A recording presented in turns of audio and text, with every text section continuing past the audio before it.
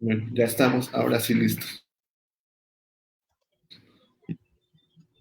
Pues buenos días, tengan todos ustedes. Ya estamos ahora sí en vivo. Eh, pues les saludo aquí su amigo Fernando Hernández, dirigente municipal de Chavo Reco y Poxtla. Estoy muy contento de poder estar aquí nuevamente otorgando junto con mi equipo de trabajo estos foros de interés juvenil. Es para mí un honor poder llevar hasta sus hogares este gran tema. Del mismo modo me siento muy feliz, muy contento de contar con la presencia pues, de estas dos grandes personalidades, quienes hoy impartirán el tema participación de las mujeres dentro de la política. Por un lado, contamos con la apreciable participación de la doctora María Cristina Rosas González, quien es profesora e investigadora a tiempo completo en la Facultad de Ciencias Políticas y Sociales de la UNAM desde hace 34 años. De igual manera, es doctora en Relaciones Internacionales por la Facultad de Ciencias Políticas y Sociales de la UNAM. También doctora en Estudios Latinoamericanos por la misma institución. Maestra en Paz y Resolución de Conflictos por la Universidad de Uppsala, Suecia. Cuenta con un diplomado de epidemiología analítica por la Facultad de Medicina de la UNAM, además de un diplomado de diplomacia en salud global por la Escuela de Altos Estudios Internacionales en Ginebra, Suecia. Posee también la especialidad para educadores en diabetes por la Universidad Anáhuac. Cuenta con un diplomado en diplomacia en salud global por la Escuela de Altos Estudios Internacionales de Ginebra, en Suiza. Es autora de un centenar de libros sobre negociaciones comerciales internacionales, así como en tópicos relacionados con la seguridad nacional e internacional y la política global.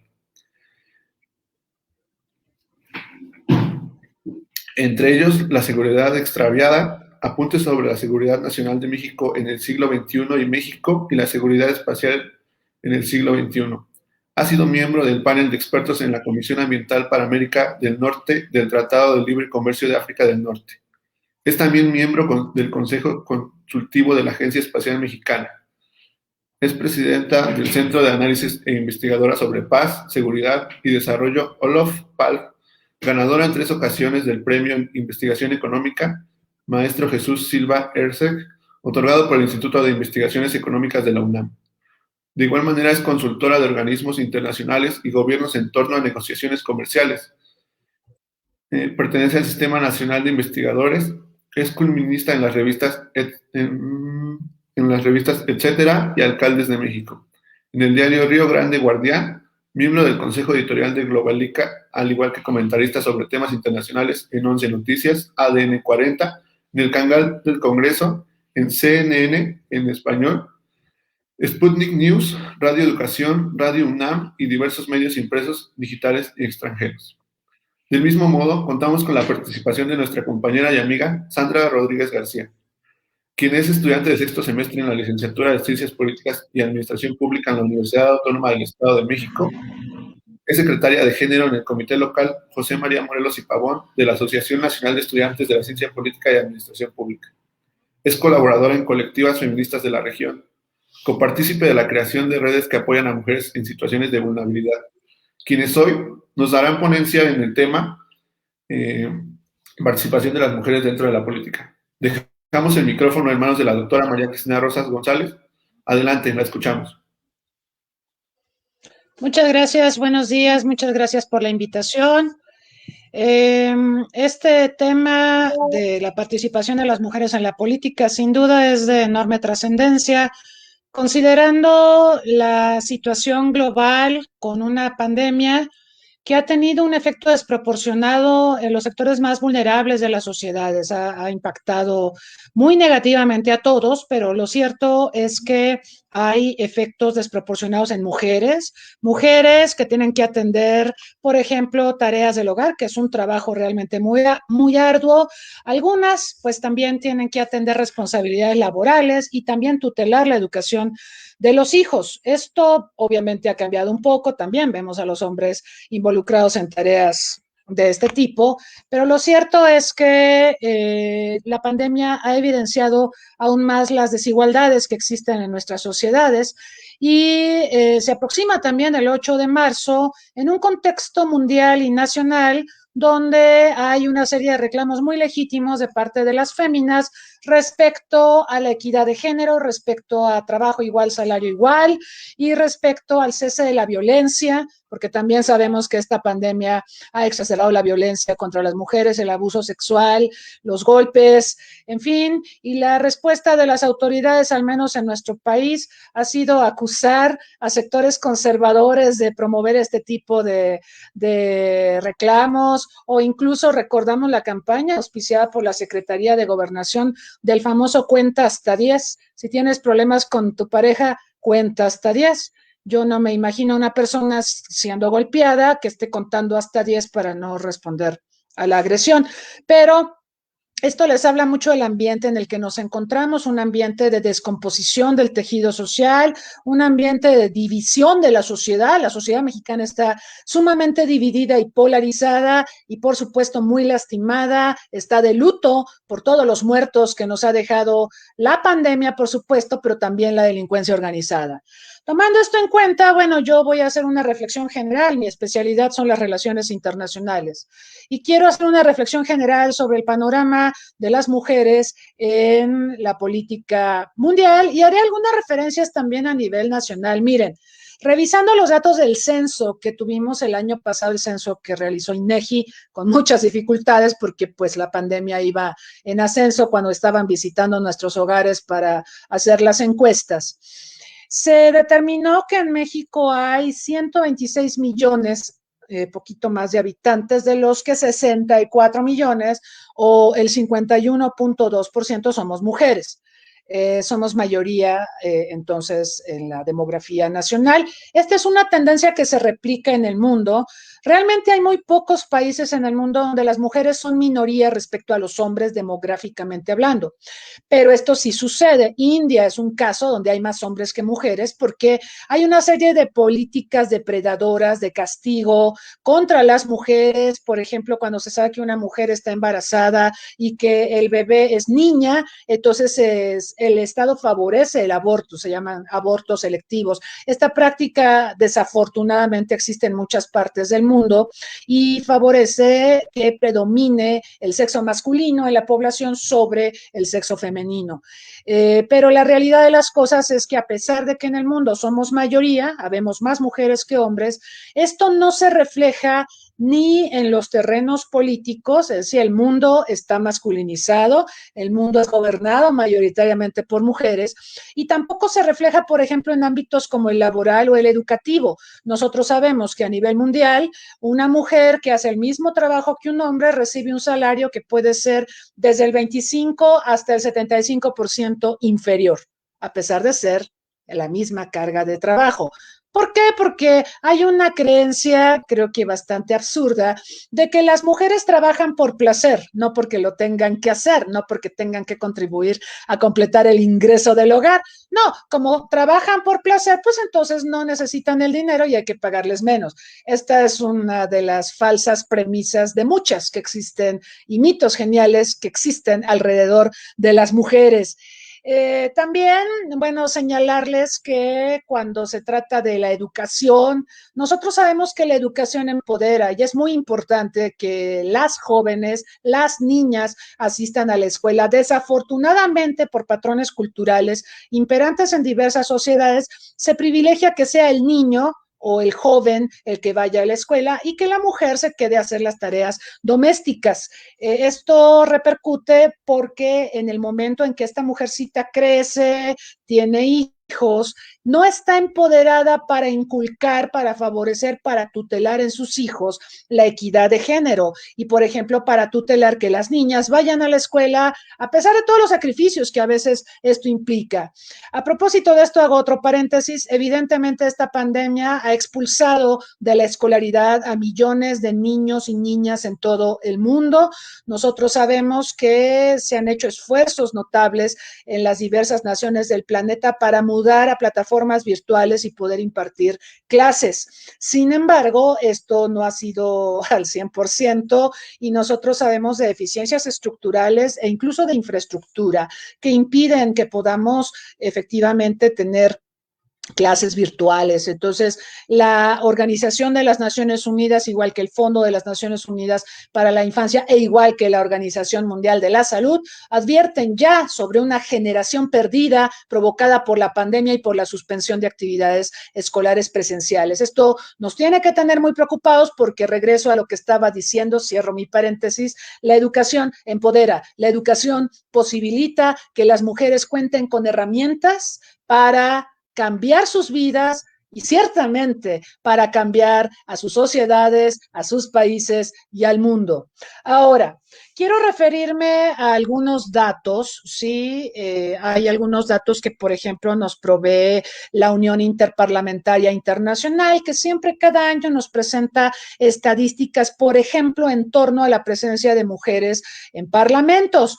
Respecto a México, por ejemplo, la Unión Interparlamentaria Internacional muestra que México es uno de los países que más ha avanzado en equidad de género en representación parlamentaria, tanto en la Cámara de Diputados como en la de Senadores, donde vemos que la representación, la participación de mujeres en la Cámara de Diputados es del 48 y algo por ciento y en el Senado de 46 y algo por ciento.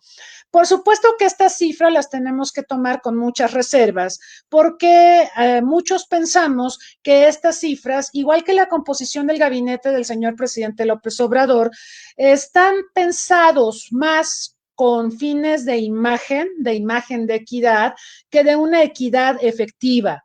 Y aquí quiero referirme a un tema que es muy delicado y que tiene que ver con esta tendencia que observamos incluso a nivel mundial, cuando los organismos internacionales, por ejemplo, lanzan convocatorias y dicen, privilegiaremos el enfoque de género, pedimos a las mujeres que también manden sus documentos para ser elegibles para este cargo.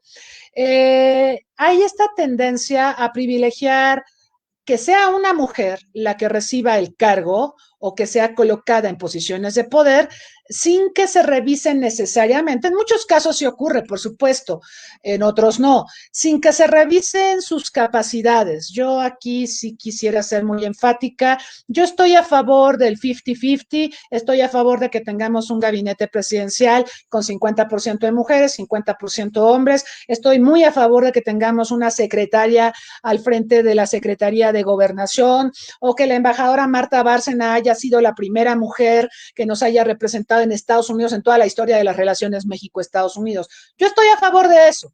Y el caso de Marta Bárcena ilustra un ejemplo de una mujer extremadamente competente, demasiado competente, ¿sí? No puedo decir lo mismo de otras mujeres que están en posiciones de poder en este gabinete, donde pensamos que ha privado el criterio de numéricamente contar con el 50-50 y no necesariamente el criterio de las calificaciones. Ahora, otra cosa que es importante, nosotros hemos visto que hay pocas mujeres gobernando en el mundo, esa es la realidad. Pero curiosamente hemos visto en esta pandemia que las mujeres que gobiernan han manejado muy bien la pandemia. Quiero citar el caso formidable de Jacinda Ardern, la primera ministra de Nueva Zelanda, que ha adoptado políticas sumamente inteligentes y eficientes para lidiar con la pandemia, de manera que el COVID-19 no es un tema que esté flagelando a Nueva Zelanda, como sí ocurre, por ejemplo, en Estados Unidos o como ocurre en México.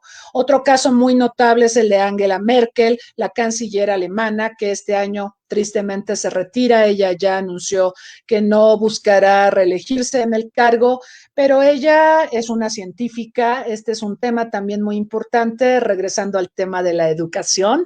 Es muy importante empoderar a las mujeres vía educación, porque entonces esto les va a dar opciones de vida y les va a permitir tomar mejores decisiones cuando estén en posiciones de poder o de capacidad decisoria. Angela Merkel es el ejemplo de una científica que toma decisiones contra la pandemia apegadas a la ciencia.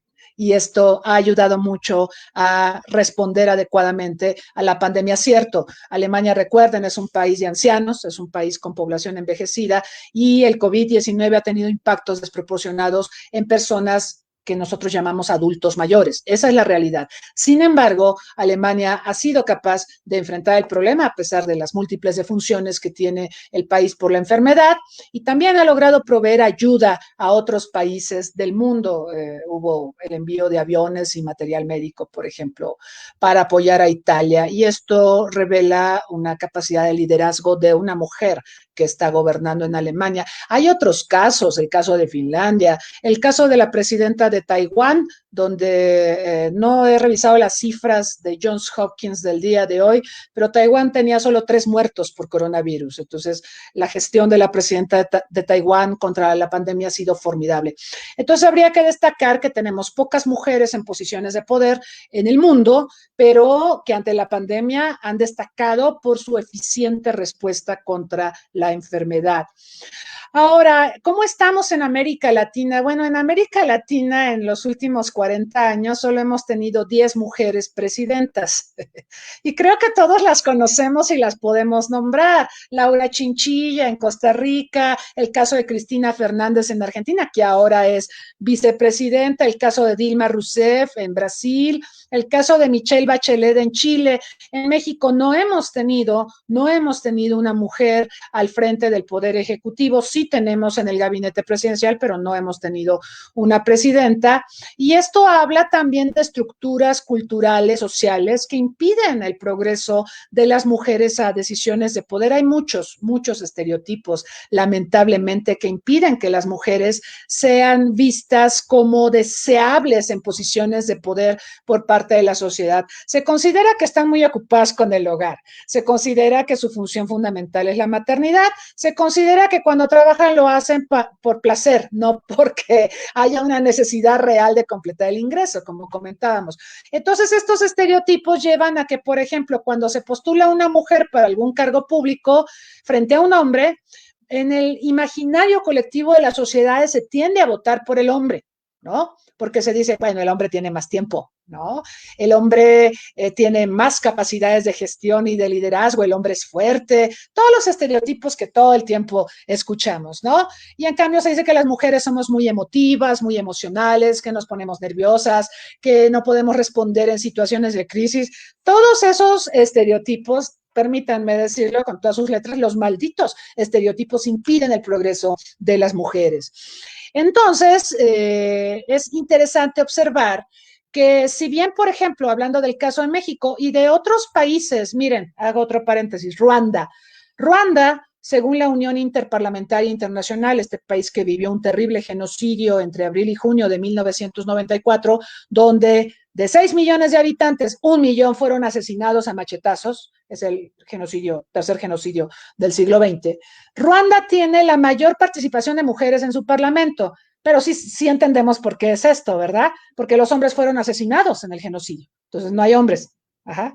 Entonces, nosotros cuando analizamos la ecuación hombres-mujeres en posiciones de poder, tenemos que mirar todos estos contextos. Cada país es diferente, no hay 2 países iguales. Y miren, algo que hemos observado, por ejemplo, en los organismos internacionales, yo que defiendo tanto a Naciones Unidas y que pido que apelemos a la cooperación internacional y al multilateralismo. La realidad de las cosas es que la Organización de las Naciones Unidas jamás ha sido presidida por una mujer. Todos han sido hombres, todos los secretarios generales de la ONU, a pesar de que la ONU pide equidad de género y tiene un organismo que es ONU Mujeres, que es el que nos recuerda todos los temas de desigualdad, de acceso de oportunidades, de inequidad de género, etcétera. Lo cierto es que el Consejo de Seguridad de la ONU jamás ha tenido una mujer.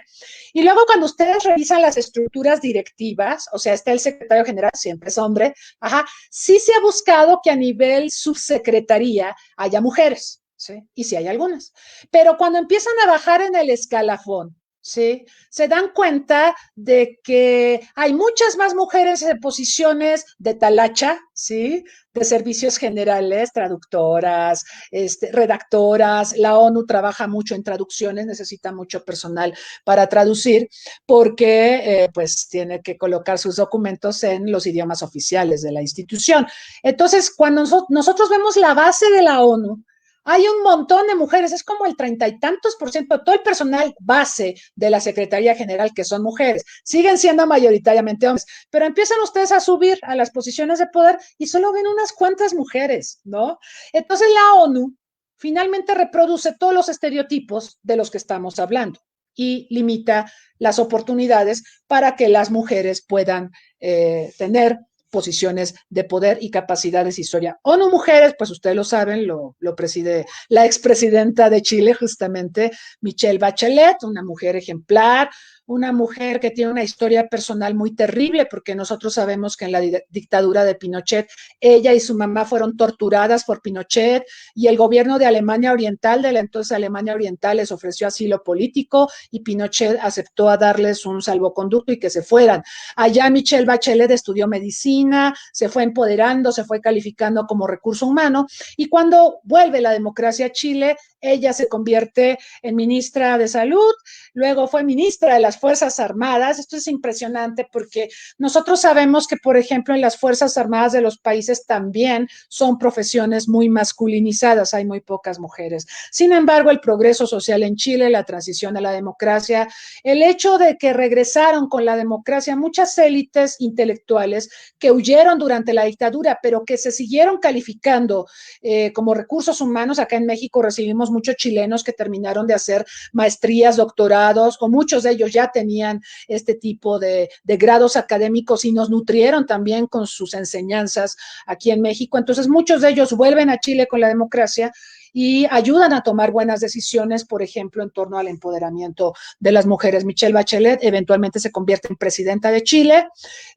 y ahora encabeza ONU Mujeres, pero es una historia rara, están de acuerdo conmigo. Es una historia de éxito, pero es una de esas historias que contamos y que nos gustaría que fuera una generalidad, que pudiéramos decir también lo mismo de otras tantas mujeres que se han preparado, que se han empoderado y que han buscado en aras del progreso de su contexto social, pero también de sus países, acceder a capacidades decisorias, a posiciones para tomar decisiones, y esto les es impedido por todas estas estructuras culturales, sociopolíticas, en fin, que existen y que impiden el progreso de las mujeres. En México sí tendríamos que señalar que, si bien es cierto que se ha enfatizado mucho la equidad en el gabinete, cuando nos vamos a los estados y a los municipios la realidad es otra. Cuando vemos, por ejemplo, la composición de los tribunales estatales y demás, vemos que son fundamentalmente masculinos y vemos una subrepresentación de las mujeres. Ahorita en las campañas políticas se habla mucho de algunas mujeres. El caso de Lupita Jones, la ex Miss Universo, pues sí lo tenemos que mencionar. Ella va a ir en coalición con el PAN, con el PRI y otros partidos por la gubernatura de Baja California. Es muy interesante su candidatura. Morena, por supuesto, tiene una enorme ventaja en ese estado de la República, pero Lupita Jones, como un personaje público, una mujer que se ha ido empoderando gracias a un concurso de belleza que ha sido sumamente criticado. Ella misma hizo un libro, ¿se acuerdan? Donde hablaba de la explotación de las mujeres en estos concursos de belleza y de todos los estereotipos, ¿no? Sobre belleza, que ese es otro tipo de discriminación. O sea, las mujeres no solo tenemos que hacer frente a la discriminación laboral o en el hogar o política, sino que incluso en los concursos de belleza hay el estereotipo de que las mujeres que no son rubias, blancas, de ojos azules son feas, ¿no? Entonces, todos estos estereotipos y todas las magias que hay alrededor de estos concursos de belleza y la explotación sexual subyacente, todo esto lo denunció Lupita Jones. Entonces, es una mujer empoderada. Tal vez no sabe mucho de política porque ella ha trabajado más como empresaria, ¿no? En esta dinámica de Su Belleza México y todo esto. Yo no sé si ella reproduce todas las cosas que criticó del concurso Miss Universo, no lo sé, porque también pasa mucho, y aquí juegan muchos factores culturales, sociopolíticos y demás, que cuando muchas mujeres llegan a posiciones de poder, gobiernan como hombres y se comportan como hombres, ¿sí? Y reproducen la marginación hacia sus congéneres. No sé si han tenido oportunidad de ver una serie fabulosa de televisión que se llama The Crown, pero y sobre todo la temporada actual con Gillian Anderson, que encarna a Margaret Thatcher. Pero hay una escena donde está Margaret Thatcher, esta actriz formidable, Gillian Anderson, presentándose ante la reina de Inglaterra, porque es costumbre, es una tradición política que cuando se nombra un primer ministro en Inglaterra tiene que ir a presentar sus respetos a la reina y la reina le tiene que desear éxito en su gestión. Entonces, Margaret Thatcher, una mujer que venía de las clases bajas, hija de un tendero, de un abarrotero, se convierte en primera ministra por el Partido Laborista y llega a presentarle sus respetos a la reina de Inglaterra. Y la reina de Inglaterra le dice, congratulations, Prime Minister, are you going to have women in your cabinet? ¿Va a tener usted mujeres en su gabinete? ¿Y qué le dice Margaret Thatcher? No, las mujeres son muy complicadas. ¿Qué tal? ¿No? Y no hubo mujeres en el gabinete de Margaret Thatcher. De hecho, hay una foto icónica, se muestra en la serie, pero es real, es del mundo real, donde aparece Margaret Thatcher como primera ministra con todo su gabinete rodeada de hombres. No había una sola mujer en el gabinete de Margaret Thatcher. Entonces, esto nos tiene que dar mucho en qué pensar, ¿no? Porque esto habla de estructuras, incluso culturales, que llevan a que cuando una mujer ocupa posiciones de poder, no coadyuve al progreso de las mujeres. ¿No? No es que Margaret Thatcher sea perversa o sea machista, no, es que el contexto cultural sociopolítico de la Gran Bretaña ha privilegiado esa formación, esos valores en hombres y en mujeres. Gran Bretaña, por cierto, solo ha tenido 2 mujeres primeras ministras, ¿no? Margaret Thatcher y la más reciente, pobre mujer, que le fue muy mal con el tema del Brexit y demás, pero solo 2 en toda la historia de los jefes o jefas de gobierno en el Reino Unido. Entonces, esto nos tiene que llevar a meditar. Por eso les decía, tenemos que pensar más en términos cuantitativos, no solo cualitativos. Es importante esto del 50-50, son importantes los porcentajes. Nosotros quisiéramos que a nivel municipal, a nivel tribunales, en la policía, en nuestras Fuerzas Armadas, fuéramos ascendiendo en números, ¿sí? En términos de la proporción de mujeres vis-a-vis hombres. Esto está muy bien, pero también tenemos que pensar en que estas mujeres tengan la correcta educación, la correcta capacitación para empoderarse y empoderar la equidad de género como un tema prominente en la agenda nacional y en la agenda internacional. Entonces, con esto yo terminaría mi reflexión y agradezco mucho su atención.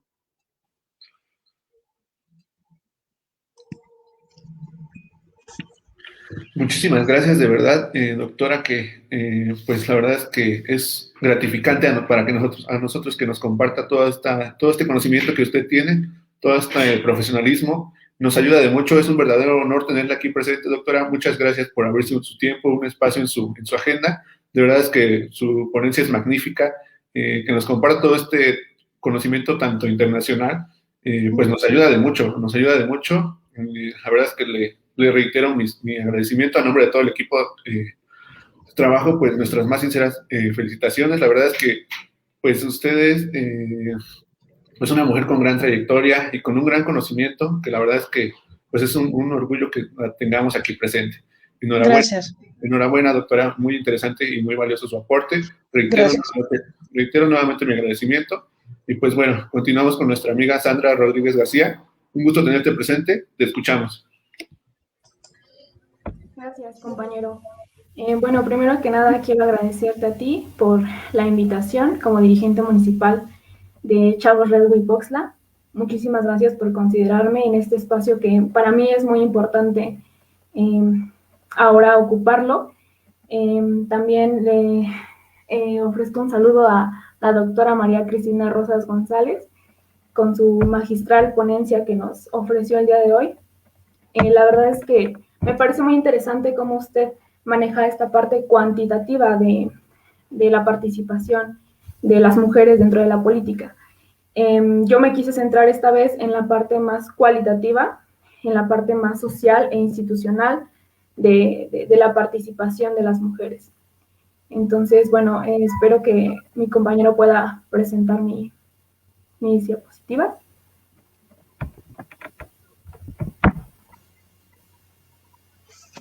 Me parece que ya están en pantalla, no sé si no, Okay. si no creo. Sí se ven, ¿eh? Sí Sí. se ven, pero no en modo presentación, sino que se ven todas en fila y una un poco más grande.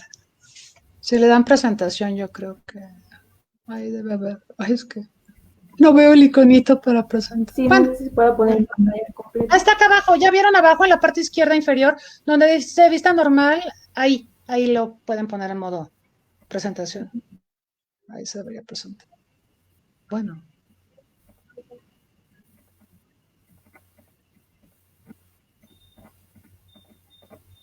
Creo que no funcionó. Bueno, ni modo. Bueno, pero en fin. Creo que no. Bueno, Extrañamente creo no que está bien funcionó. entonces. Bueno, sí. Sí se ve. Para empezar. Sí, gracias. Bueno, para empezar quiero hablarles qué es la participación política. En este caso, pues les quiero comentar que es cualquier actividad realizada en el ámbito público con el objetivo de influir en la política, ¿no? Algunas actividades que se encuentran dentro de esta participación relacionadas con el proceso electoral, la formación de la opinión pública, el contacto con las instituciones y la movilización política organizada. Entonces, vamos a ver cómo es que las funcionar en la política, pero aún sin tener como tal una participación totalmente pues representativa, ¿no?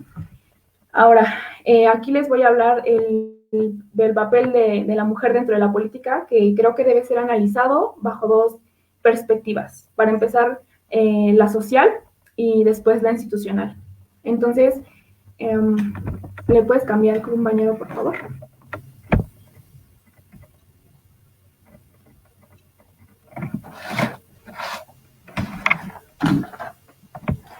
Gracias. Para comenzar, históricamente la mujer sabemos que ha sido invisibilizada en la esfera pública, ¿no? Como consecuencia de una carga ideológica que colocaba siempre a los hombres o ha colocado siempre a los hombres como únicos participantes dentro de la política, ¿no?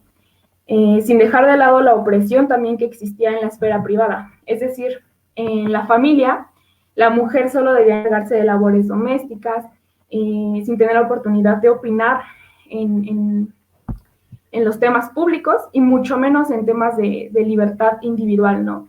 Entonces vemos a una mujer totalmente sumisa, esclavizada de algún modo en las actividades domésticas. Entonces, aquí es donde yo les quiero hablar un poco sobre la esfera privada o la esfera de la familia, que carece de unidad y de reconocimiento, es decir, no se le reconoce a la mujer como tal su trabajo, las actividades domésticas no son remuneradas, desde luego, el cuidado de los hijos, las atenciones que puede tener con su marido o con el hombre, tampoco son remuneradas, entonces no hay un reconocimiento como tal, simplemente es aceptar que por naturaleza, como mujer, naciste en esta sociedad y entonces tienes que adaptarte a esas condiciones que te da la sociedad, ¿no? Entonces, en esta esfera privada encontramos que los dos participantes, el hombre y la mujer, se conciben como parte y esencia de la naturaleza, que es esa, formar una familia.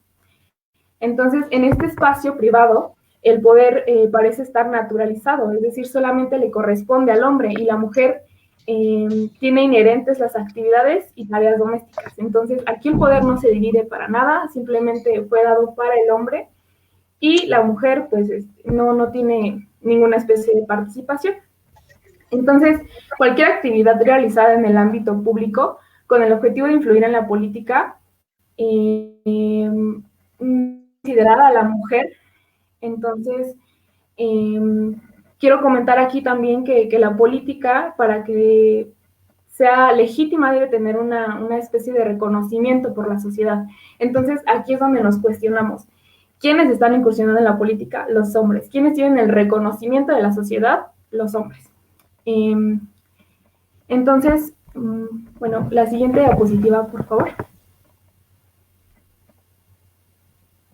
Ok, aquí les voy a hablar ahora sobre la legitimidad y el espacio público. El espacio público es todo aquel espacio donde los actores sociales pueden acceder al poder, aunque no todos lo tienen.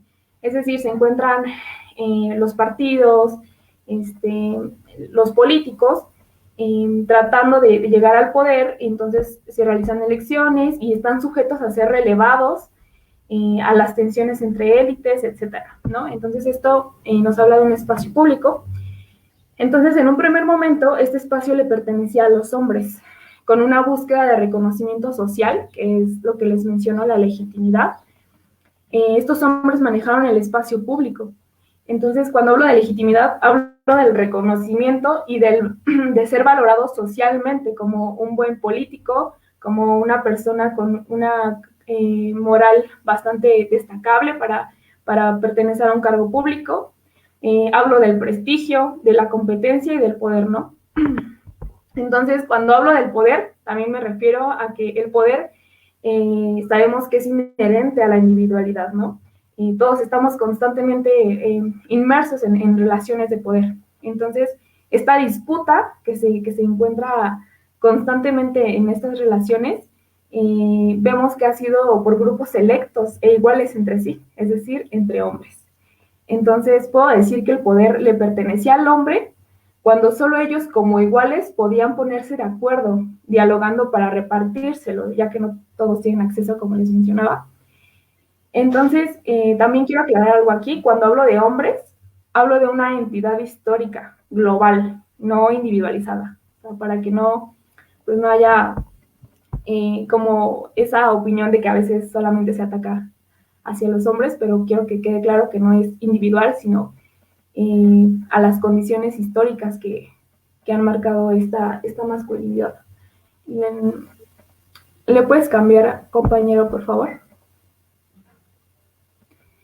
Bueno, aquí traté de rescatar algunas de las mujeres que han figurado en México, por ejemplo, en la política o en hechos históricos del país, ¿no? Podemos ver, por ejemplo, en la independencia a José Ortiz de Domínguez, en la revolución a las Adelitas, y bueno, la iniciativa del voto que fue por Herminia Galindo. Son mujeres que ya mencionaba la doctora, empoderadas, que para su tiempo eran radicales. De alguna forma empezaron con este discurso de la división sexual del trabajo, con la prohibición de tareas, porque esta división sexual del trabajo hablaba de eso, de prohibir las tareas para las mujeres. Es decir, la identidad femenina se quedaba conferida como por la naturaleza, ¿no? No por ley social. La identidad femenina estaba solamente definida por su función biológica de reproducción y por lo tanto solo debe quedarse en el espacio privado, la familia. Entonces, estas mujeres vemos que empiezan a incursionar en el ámbito público. Las Adelitas, por ejemplo, fueron un elemento muy importante para la revolución. Funcionaban como incluso mensajeras, ¿no? Para atacar en diferentes guerrillas. Entonces, bueno, estas son algunas mujeres que yo rescato. ¿Me puedes cambiar, compañera, por favor?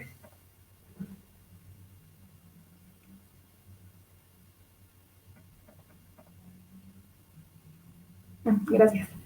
Bueno, ahora les voy a hablar cuando inicia el movimiento feminista en México. Se inicia también todo un discurso de la liberación del femenino. A mí me encanta porque trae causas sobre ya la posibilidad de elegir sobre nuestra sexualidad, la elección de la maternidad, por ejemplo, más no del aborto, simplemente elegir ser madre o no, pero no del aborto, todavía no había en esos temas. El derecho al divorcio, por ejemplo, que fue también una causa de esta lucha, ¿no? En México. Inician también frentes en pro de la mujer. Un ejemplo de estos frentes lo encontramos en los años 30 y 40 con el Ateneo Mexicano de Mujeres. Por ejemplo, se estableció un espacio en el que se le dio mucho reconocimiento a las obras creativas e intelectuales de las mujeres. Entonces, podemos ver que todo este discurso del feminismo en México traía no solamente causas individuales, sino también el hecho de cambiar la estructura que por siglos había existido, ¿no? A lo mejor todavía no tan establecido, pero sí ya traían un discurso bastante importante. Y bueno, es hasta los años 50 cuando el voto de la mujer entra en discusión, comparando con otros países de América Latina, por ejemplo, con Argentina y Brasil. México tuvo un cambio demasiado tardío. Entonces, Cuando las mujeres adquieren el derecho a votar en 1955, México tuvo que evolucionar en su marco legal. Ahora las mujeres podían sufragar y además postularse para representar a su comunidad, a su región, etc. Sin embargo, aunque estas condiciones legales, constitucionales empezaron a existir, socialmente la mujer seguía con una represión que le impedía sus objetivos. Por lo tanto, la participación de las mujeres en la vida pública no era muy visible. O sea, solo teníamos como las leyes escritas, pero en la práctica las mujeres no tenían todavía esa presencia, ¿no?, dentro de la política. La siguiente, por favor.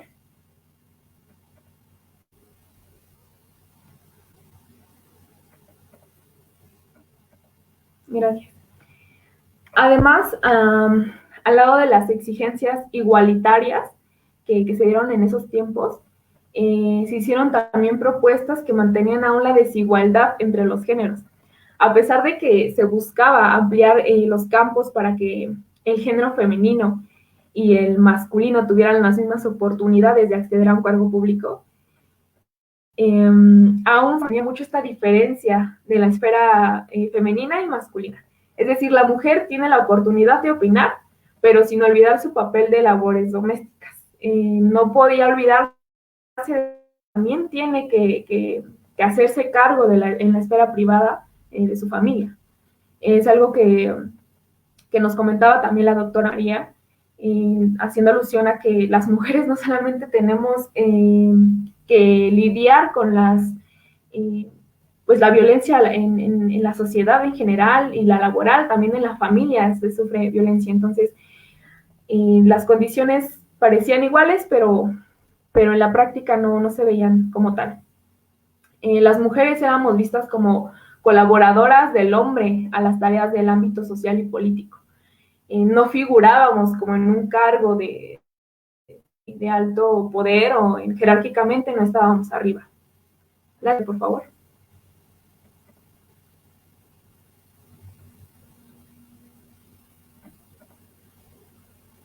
Y bueno, actualmente, ya dejando de un lado un poquito la historia, traté de resumirlo. Actualmente las mujeres tenemos las mismas oportunidades que los hombres para obtener un cargo público. Se supone que sin ser discriminadas por nuestro sexo, podemos ser electas, ejercer nuestros derechos políticos y demás. Y es aquí cuando la perspectiva institucional, de la que les hablé al principio, entra como categoría de análisis, a mi parecer, ya que las reformas en el campo electoral han sido un factor muy importante para denotar la participación de las mujeres. La siguiente, por favor.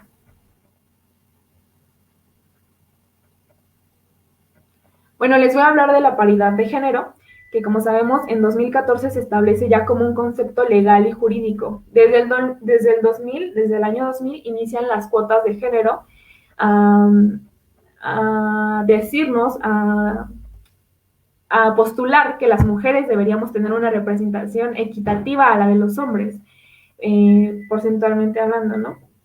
Entonces, con la reforma constitucional que se suscribió en 2014, la que les menciono, existiría una paridad en el registro de candidaturas. Entonces, dentro de la vida pública se inicia un discurso sobre cuántas mujeres realmente han tenido la oportunidad de postularse y bajo qué criterios lo hacían o lo hacen, ¿no?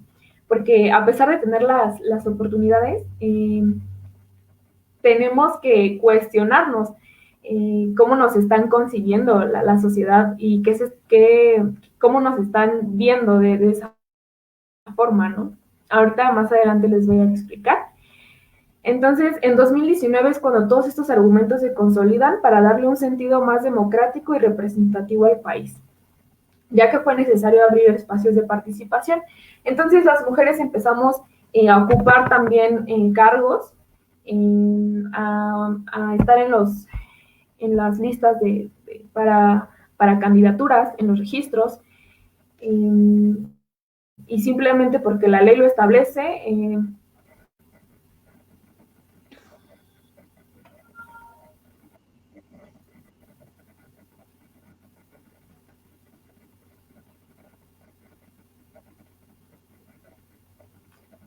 gracias. Bueno, con el principio de paridad de género, que nos marca nuestra Constitución, es posible que las leyes, por ejemplo, puedan incluir a las mujeres y a su opinión.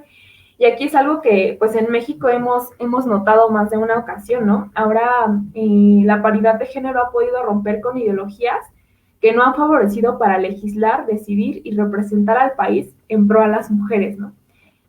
Puedo aquí citar algunos ejemplos de leyes, como la ley Olimpia, la legalización del aborto en algunos estados, la ley de menstruación digna.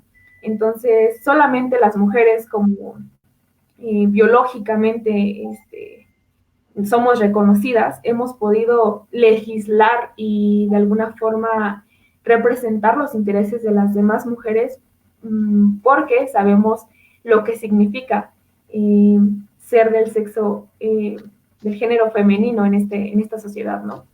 Entonces, encontramos también que hay muchas de nuestras leyes que están escritas bajo los criterios del género masculino, que puede estar excluyendo las nuevas opiniones y los nuevos roles sociales y culturales que las mujeres estamos revolucionando, ¿no? Entonces, para mí es muy importante el hecho de que las mujeres estén en el poder legislativo. La siguiente, por favor.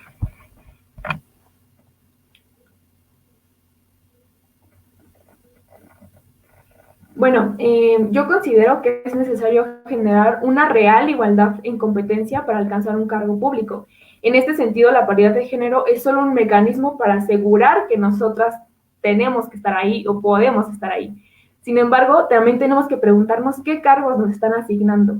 Mencionaba ya también la doctora, hay instituciones en donde nos encontramos que las mujeres están colocadas jerárquicamente hasta abajo, o en cargos más blandos, les digo yo, ¿no? De la política. Nos las encontramos como siendo secretarias o coadyuvantes del político. Un ejemplo de esto en las elecciones locales es cuando en las fórmulas para candidatos nos colocan como candidatas a regidoras, ¿no?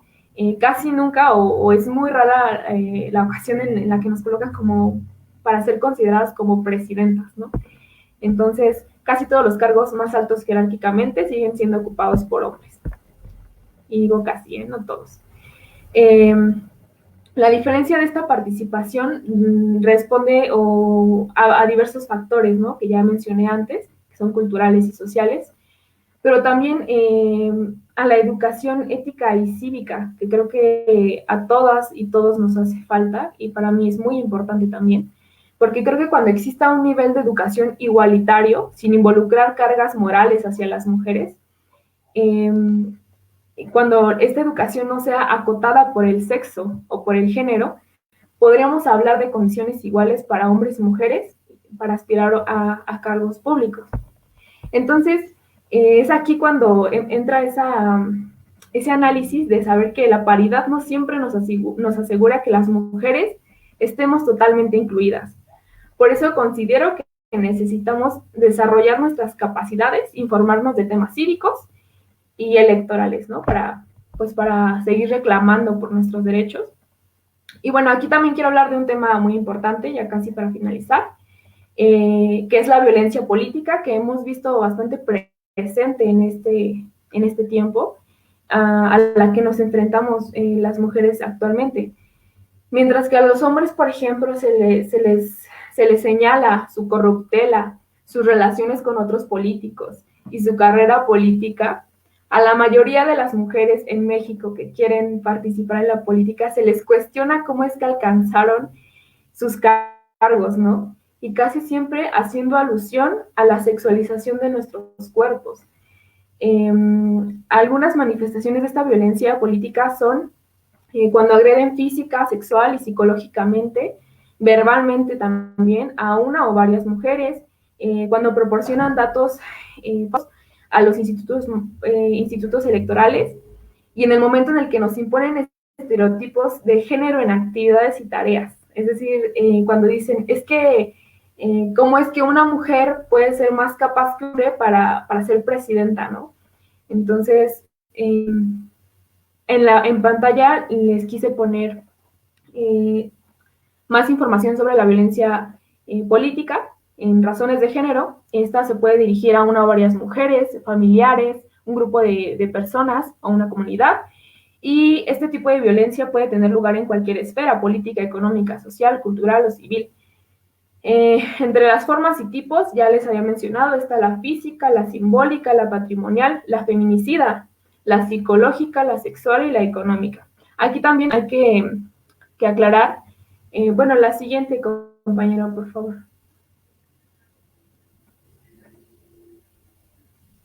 Que esta violencia puede ser ejercida por una persona, grupos de personas, hombres o incluso mujeres también, ¿no?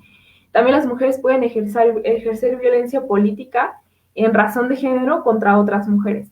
Entonces, es algo bastante preocupante, pero ya tenemos de alguna forma la penalización de este tipo de actos. La siguiente, por favor.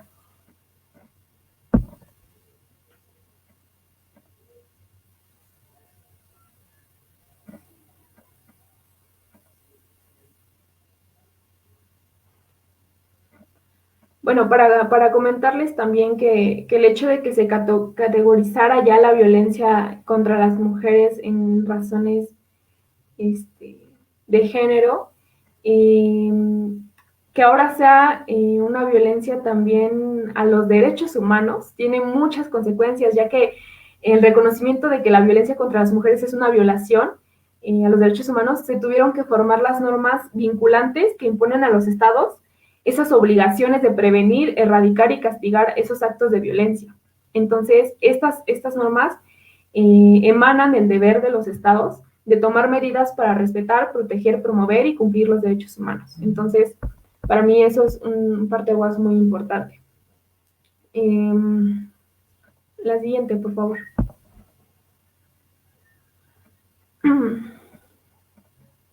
Autoridades como el INE y los OPLES, a nivel federal la Fiscalía, a nivel local las Fiscalías Locales Electorales y Fiscalías Generales de los Estados, pues son autoridades importantes que están trabajando en pro a erradicar el tipo de violencia política que sufrimos. Entonces, bueno, ya, ¿qué se ha logrado, no? Respecto a todo esto que ya les mencioné. La ONU creó la Convención sobre la eliminación de todas las formas de discriminación contra la mujer. Y esta convención, para resumirla, defiende el derecho de las mujeres a participar en la vida pública.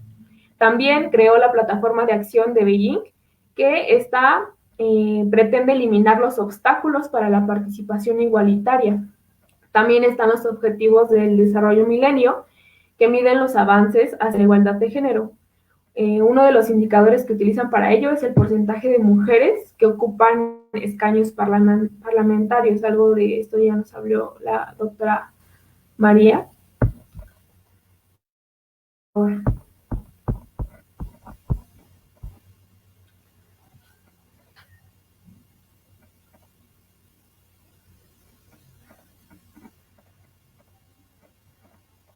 La siguiente, esa ya la dije. Por favor. Y bueno, ya como a manera de conclusión, ¿qué necesitamos? ¿Qué necesitamos como mujeres para seguir ocupando espacios públicos? Y en la burocracia, creo que debemos construir una individualidad a partir de nuestras capacidades intelectuales, nuestros valores éticos, nuestra cultura, el civismo, y reconociendo nuestra igualdad como seres humanos y sociales, reivindicando nuestros derechos como ciudadanas. Entonces, lograr deconstruir la lógica cultural del género, esta es una actividad que debería llevarse en conjunto con hombres también, ¿no? Porque pues claramente no solamente somos las mujeres dentro de la sociedad, los hombres también tienen mucha participación en ella, entonces no podríamos hacerlo solas. Quitar los estereotipos de género en la política depende de la sociedad en general. Cuando esto se logre, las instituciones tendrán que cambiar y adaptarse para asegurar derechos y oportunidades para todas las ciudadanas y los ciudadanos. La siguiente, por favor. Y bueno, por último, también es necesario entender los temas que tienen que ver con nosotras en la agenda pública. Cuando se discuten temas por y para mujeres, estamos incluyendo leyes, reformas y contrapesos de poder que a veces son necesarios para no generar la desigualdad. Entonces, dentro de mi área de estudio, que es el poder, el Estado, las relaciones sociales, considero que la política se puede generar por ciudadanas y ciudadanos con la convicción de mejorar su entorno. Por lo tanto, la inclusión de las mujeres en las decisiones, participación y representación puede deconstruir todo el sistema político mexicano, que si bien está cimentado en valores que pueden rescatarse, también tiene raíces machistas y exclusivas, ¿no? Entonces, la igualdad en las estructuras está tomando un papel muy importante en la esfera pública, entonces es muy necesario hacerlo valer.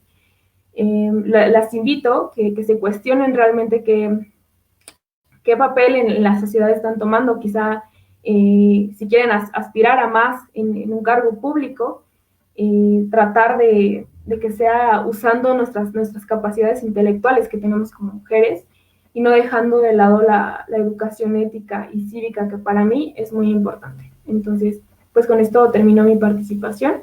Agradezco mucho su atención. Muchísimas gracias, Sandra. Una participación muy acertada, cosas que son demasiadamente ciertas.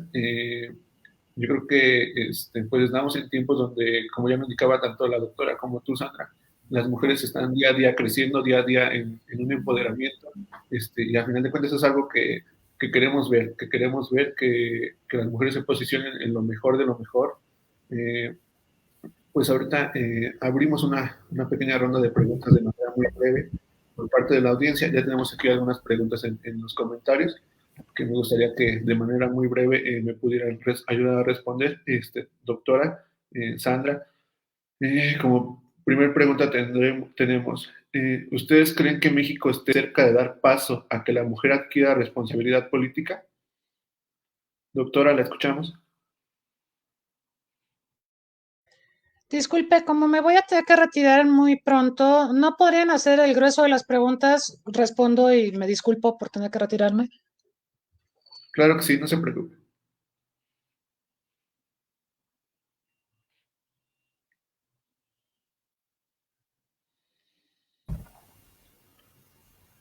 Ok, entonces contesto yo, perdón. No, si hacen todas las preguntas para contestarlas en bloque, eso fue lo que pedí, no sé si me explicó.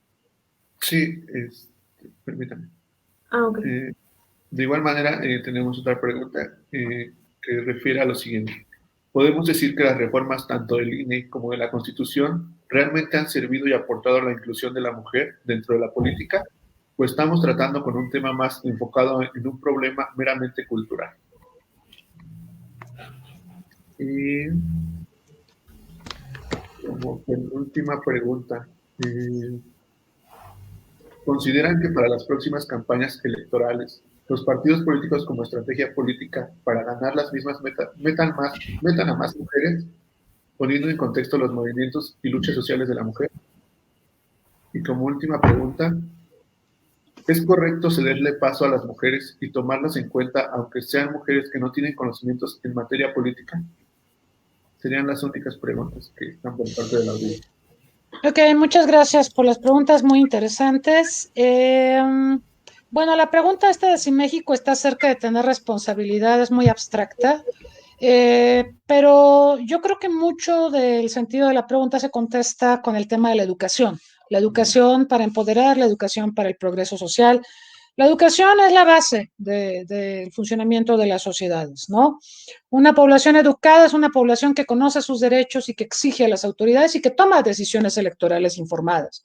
Una población informada evita los mitos geniales y las leyendas urbanas que dicen que vacunarse es malo porque te va a dar autismo, ¿no? O porque hay una conspiración de China y el 5G. Una población con educación toma buenas decisiones. Entonces, para que México actúe con responsabilidad necesitamos una población informada, educada, empoderada, que conozca sus derechos y que exija en consecuencia a las autoridades. Pero, bueno, evidentemente una población informada va a tomar buenas decisiones electorales, ¿sí? Y estará, digamos, desafiando a los candidatos en términos de, a ver, hazme propuestas, resuélveme estos problemas, que son los problemas más urgentes que requieren atención. Lo de la reforma del INEGI y la Constitución, bueno, lo voy a ligar con otros planteamientos que también están expresados en las preguntas. Efectivamente, ya tenemos legislaciones que buscan proteger a la mujer, pero no estoy segura de que las legislaciones van encaminadas a empoderar a la mujer, que no es lo mismo. O sea, las mujeres ahora, una mujer golpeada puede, por ejemplo, denunciar y seguramente el personaje golpeador se va a ir a la cárcel, es muy probable. Y eso es un avance, ciertamente. Pero yo creo que tendríamos que ir más allá, o sea, no tendríamos que esperar a que haya golpizas contra las mujeres, tendríamos que evitar que hubiera golpizas, en primer lugar, y eso se logra otra vez vía la educación. La educación no es solo para las mujeres, estoy aclarando, ¿sí? Es para toda la sociedad, ¿sí? Los hombres, en la medida en que acceden a mejores niveles educativos y conocen más sobre derechos humanos y sobre la importancia de que cada persona en la sociedad desarrolle a plenitud sus capacidades, estos hombres abonan a la equidad de género, ¿no? Entonces la educación no es solo un tema para las mujeres, sino para el conjunto de la sociedad. Esto de que haya más mujeres en las campañas, creo que más o menos lo comenté cuando hablé del caso Lupita Jones. Sí, efectivamente a un partido político, a una fuerza política le viste mucho, le beneficia mucho que aparezcan mujeres entre sus candidatas, porque ya dijimos aquí cuál es la composición demográfica de México según el último censo de INEGI. Somos mayoría. Esto significa que en el padrón electoral las mujeres también tenemos una proporción muy importante de votos, potencialmente, digamos. Esto no quiere decir que toda la gente vote en las elecciones, tenemos un problema grave de abstencionismo, pero evidentemente se apuesta a que las mujeres jalen el voto de mujeres, pero también de hombres, si son mujeres muy guapas, Miss Universo, como es el caso de Lupita, pues claro que va a jalar también el voto masculino, ¿no? Es un poco la conversión de, la cosificación de las mujeres, ¿no? A veces en esta dinámica electoral. Esto no quiere decir, por supuesto, que las mujeres candidatas, sí las hay, por supuesto, sepan mucho de política o sepan mucho de cómo gobernar. Sí las hay, pero a veces es más importante tener un rostro bonito, alguien con quien la gente se identifique, alguien a quien admire, alguien que sea aspiracional. Fíjense que el caso de Lupita Jones me parece interesante porque habla de la crisis de los partidos políticos. Los partidos políticos no son capaces de generar figuras que inspiren, ¿no? Entonces, ¿qué tienen que hacer? Pues recurrir a Blue Demon y recurrir a Lupita Jones y recurrir a Manuel Negrete y precisamente porque son figuras exitosas en sus ámbitos profesionales, son figuras que pueden ser aspiracionales y que pueden evocar el voto, ¿no? Pero esto no quiere decir, lo vimos con Cuauhtémoc Blanco en el caso de Morelos, ¿no? No quiere decir que estén capacitados para gobernar, de hecho Cuauhtémoc Blanco no gobierna, los que gobiernan son la gente que lo asesora y que está cerca de él, ¿no? Porque él no tiene experiencia política. Entonces, esto habla de la crisis tan terrible de las instituciones, de los partidos políticos y de cómo tendemos más a confiar en una cara bonita, ¿no? Como Lupita Jones, o a veces sin cara, como Blue Demon, que trae máscara. Ya me explicaron que Blue Demon va a aparecer con su nombre en el padrón, con su nombre real, pero imagínense a lo que hemos llegado, ¿no? Estas son las figuras aspiracionales para la población mexicana. Y eso habla no solo de crisis de instituciones, sino también del terrible nivel educativo que tenemos, ¿ok? Dicen que cada país tiene el gobierno que se merece. Bueno, y esto de que cederle paso a las mujeres, bueno, de hecho la pregunta es un poco misógina, ¿no? No es cederle paso a las mujeres poco a poco nos hemos ido ganando los espacios a fuerza de una lucha muy, muy longeva y donde damos un pasito adelante y luego hay muchos retrocesos, ¿no? Entonces, yo creo que incluso para este tipo de preguntas la educación es fundamental, ¿sí? Porque incluso nosotros hasta a veces inconscientemente manejamos un lenguaje misógino. Pongo un ejemplo de términos que usamos cotidianamente. Todos hemos escuchado hablar del hombre público. El hombre público, pues, es un político, ¿no? Pero cuando hablamos de una mujer pública es una prostituta, ¿no? O sea, los términos que usamos son misóginos, son culturales, ¿sí? Entonces yo no podría decir que Lupita Jones es una mujer pública porque la estoy insultando, pero si digo que Manuel Negrete es un hombre público, lo estoy floreando, lo estoy halagando, ¿no? O sea, vean qué terrible, ¿no? Entonces, sí requerimos empoderar la educación, sí requerimos mejorarla. Y bueno, me permito recordar, aprovecho de paso, que Salgado Macedonio, un acosador sexual, está postulado para ser gobernador de Guerrero. Y pensábamos que por todas las protestas y el empoderamiento de las mujeres esto no iba a progresar, pero pues al final dijeron que se acabó el tiempo para proponer a otro candidato. Esto es muy triste. Esto habla del terrible nivel educativo de nuestro país, habla de corruptelas, por supuesto, de prebendas políticas, y habla de que tenemos que avanzar rápidamente en educación. No soy optimista, la pandemia, como les decía, nos está dejando a una generación perdida, a una generación sin clases, sin formación educativa. Es cierto que la educación también no en un 100% se tiene en la escuela. La escuela es importante para la enseñanza, el aprendizaje y como espacio de socialización, por supuesto. La educación también se recibe en casa, ¿no? Pero ¿qué tenemos en las casas, en los hogares de la pandemia, en los hogares del confinamiento? Violencia y más violencia. Y hartazgo. Y una situación muy lamentable que sí nos está generando o nos está creando generaciones perdidas de jóvenes que en algún momento van a tener escenarios de toma de decisiones y no tienen la formación ni el aprendizaje ni los conocimientos para tomar buenas decisiones a favor de la sociedad mexicana, no solo a favor de las mujeres, sino a favor de la sociedad mexicana. Muchísimas gracias, de verdad es que nos tiene anonadados con todo su conocimiento. Dice cosas muy ciertas por parte de la educación. Yo creo que esta es una parte muy fundamental, tanto no solamente en la educación de las mujeres, sino en la educación en general de toda la sociedad.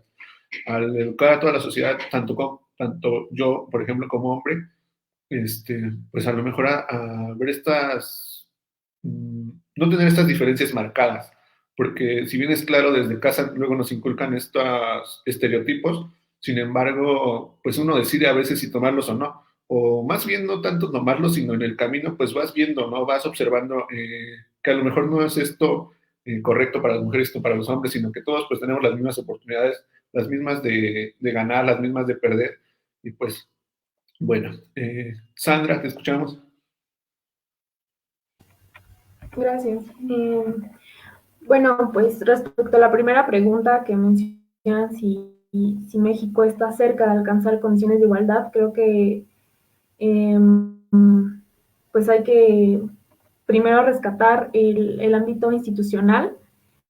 Con esto me refiero a que las instituciones realmente estén validando nuestros derechos humanos en el ámbito constitucional, que solamente a veces lo único que hacen es aumentar, por ejemplo, las penas, aumentar los años en cuanto a las penas, y este populismo punitivo nunca nos ha dejado nada bueno, porque considero que el hecho de que pase de 5 a 6 años como pena por algún tipo de violación a derechos humanos, no evita que el agresor o la agresora pues se detengan a hacer sus actos, ¿no?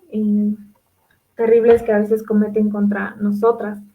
Entonces, Y perdón que la interrumpa, Sandra, pero nosotros hemos visto muchos casos de gente que estuvo en la cárcel, sale a la cárcel a vengarse y mata a la pareja. Y hay montones de casos de terror, ¿no? Entonces, sí, es muy triste.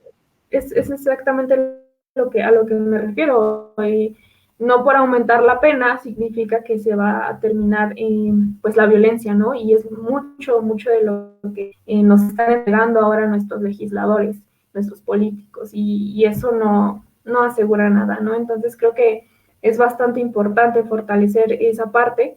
Y aparte, también la sociedad, ¿no? Ya lo mencionábamos en repetidas ocasiones, la educación es muy importante, no solamente la que recibimos en las instituciones pues de educación, sino también en la institución que forma parte forma parte de la familia, ¿no? Los valores que necesitamos para fortalecer a la sociedad. Y aparte de todo esto, también la cultura política es algo muy importante de todo esto, porque solamente nosotros como población informada, como población totalmente consciente de los estatutos de los partidos, de nuestros políticos, de nuestros candidatos, candidatas. Así es como vamos a poder elegir sabiamente lo que queremos, ¿no? Entonces también es una parte importante la cultura política, las instituciones y dejar a un lado el populismo punitivo. Ahora con la segunda pregunta que dice que si podemos decir que las reformas del INE, como de otros organismos electorales, han servido para la inclusión de la mujer, creo que sí. Creo que la verdad es que el hecho de que esté ahí la ley escrita, que esté ahí las penas, que tengamos la información de saber hacia dónde podemos acercarnos para denunciar un tipo de delitos electorales, aportan mucho a la inclusión de las mujeres y sobre todo a esas demandas de nosotras para participar. Sin embargo, aquí voy otra vez con eso, fortalecer realmente la cultura de denunciar las cosas, ¿no? De denunciar las injusticias, porque pues muchas de nosotras nos quedamos calladas en el rincón, sumisas, y aceptamos ese papel de estar ahí, ¿no? Aunque tampoco se vale romantizar la cultura de la denuncia. ¿Por qué? Porque no siempre se nos hace justicia, no siempre tenemos la atención de estos organismos. Entonces, es cuestión de investigar ahí en las entrañas de estas instituciones, de estos organismos que se supone que están actuando en pro de nosotras, y también pues enfocarnos en los problemas culturales que tenemos, ¿no? Y ya, por último, la pregunta que nos mencionan sobre si es correcto cederle paso a las mujeres, también creo que es como pues contradictorio decir que vamos a ceder, ¿no? Es decir, las mujeres deberíamos luchar para que se nos den esos espacios, ¿no?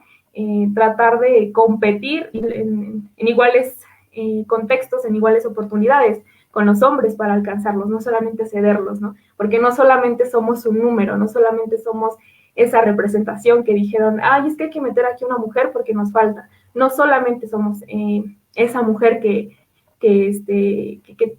ocupamos, ¿no? Que ocupamos un lugar que en la paridad de género, por ejemplo.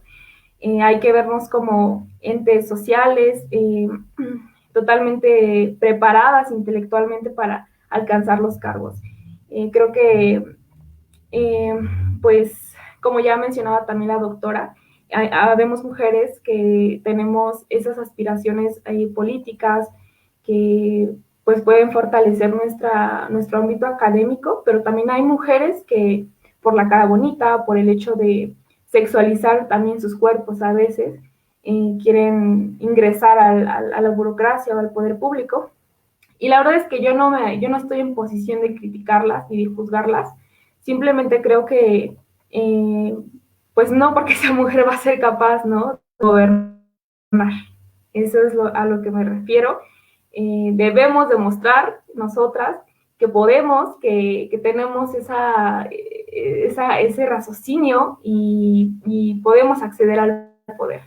No solamente pues victimizarnos y decir que por mujeres nos tienen que dar un espacio. No, hay que buscarlos, hay que crearlos y hay que buscarlos, ¿no? Entonces, pues esas son mis respuestas. Muchísimas gracias, Sandra. Igual es un gusto, un placer escucharte. Como bien lo indicas, yo creo que hoy día hay muchas mujeres muy capaces, y no solamente hoy día, yo creo que desde la antigüedad ya hemos visto a mujeres que han dado este primer paso de poder gestionar o de poder hacer algo que cambie el futuro de, tanto, y yo creo que de toda la sociedad, no solamente de las mujeres, sino de toda la sociedad. Bueno, pues ya es tiempo de dar clausura a este foro. La verdad es que estoy muy feliz, muy contento de tener a unas ponencias como ustedes. Qué mejor que escuchar a las mujeres, qué mejor que hablar de mujeres, pues ahora sí que con mujeres. Es un gusto, doctora, un placer tenerla aquí presente. La verdad, le agradezco mucho su participación, le agradezco mucho su tiempo. Sandra, de igual manera te agradezco mucho la participación, el apoyo. Y bueno, pues eso sería pues parte de todo el foro, además que tengan alguna otra cuestión que comentar. No, muchas gracias, muchas gracias. De igual manera, agradecemos Gracias, Fernando, por la invitación. Gracias a ti por participar. De igual manera le agradecemos la participación a todos los que nos están viendo, a todos aquellos que pusieron sus comentarios. La verdad es que me puse a leer algunos de los comentarios y son comentarios muy buenos. Espero en algún momento poder compartirlos tanto en la página, los comentarios, porque son de verdad comentarios muy, muy, muy buenos. Y bueno, pues hasta aquí cerraríamos este foro. Les agradezco nuevamente. Muchísimas gracias por estar aquí. Nos estamos viendo. Hasta luego. Hasta luego. Hasta luego, buen día. Buen fin de semana. Excelente. Igualmente, gracias.